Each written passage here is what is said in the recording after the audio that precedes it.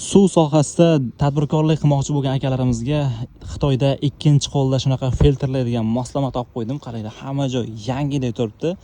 Ya'ni biz Xitoydagi ikkinchi qo'l mahsulotlari sotiladigan bozordamiz.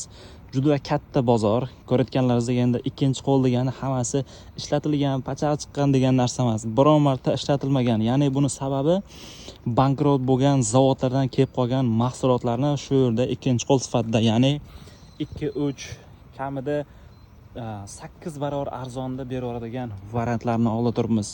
Bularni kimlar oladi, nima ish bajarib beradi deganlar uchun, agarda siz sharbat ishlab chiqarmoqchisiz yokida suv ishlab chiqarmoqchisiz, mana shu filtrlar o'sha suvni hidini, rangini yokida ta'mini o'zgartirib beradigan filtrlar hisoblanadi.